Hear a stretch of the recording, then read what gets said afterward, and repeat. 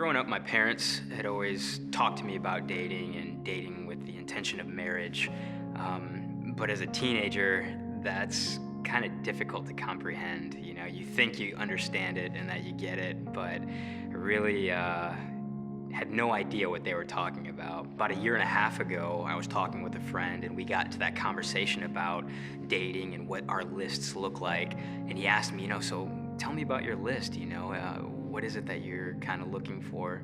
Have you ever written it down? I said, no, I never really wrote it down, but I've got it in my head, I know, I have a general idea of what I'm looking for, what's important to me in a future spouse. I spent most of my college years single. I spent probably about 3 months dating someone, but in college it was very discouraging. Like I really genuinely thought maybe I'm gonna be single the rest of my life.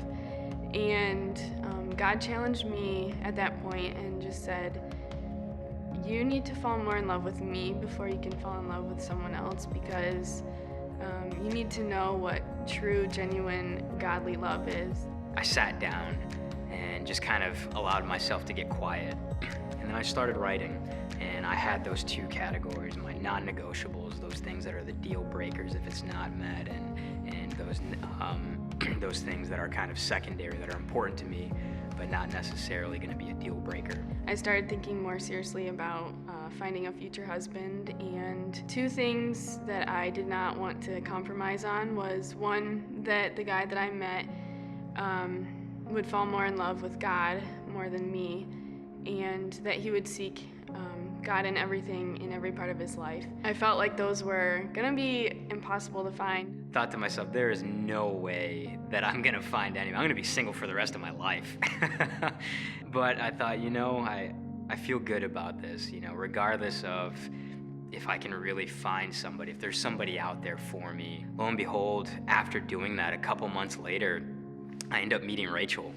I genuinely wanted to build a friendship with her.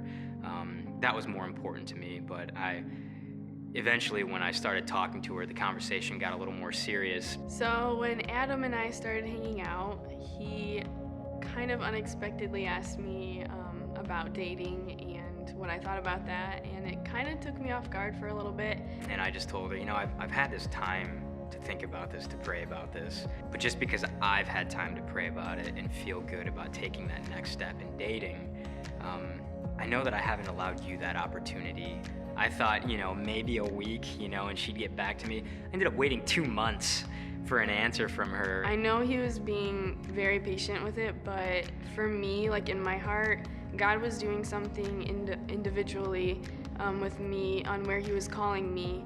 After talking and praying a little bit with Adam about our relationship, he said, it's okay if this doesn't work out, we can give it a try, and either way, we both win.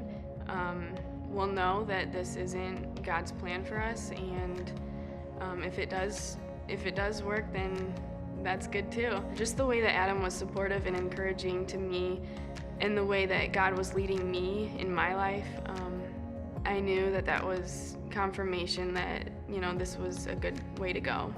That entire process and the beginning part of dating has really helped us to build a good foundation, to communicate, to learn a lot more about each other, and overall it's just been a fantastic experience.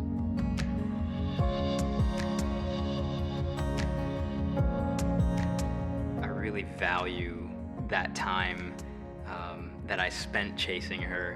We started talking about it more when it hit both of us, and we realized, man, there really is something that's here. We had talked about that possibility, what it would look like, how much time, things like that. Leading up to the engagement, I was sure.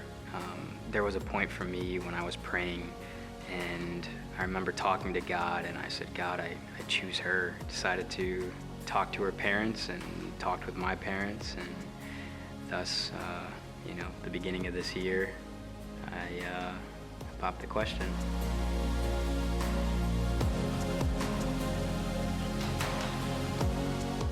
One of the most exciting things for me, and I think Adam can say this too, is the way that God puts two people together and uses our gifts and our talents for his glory.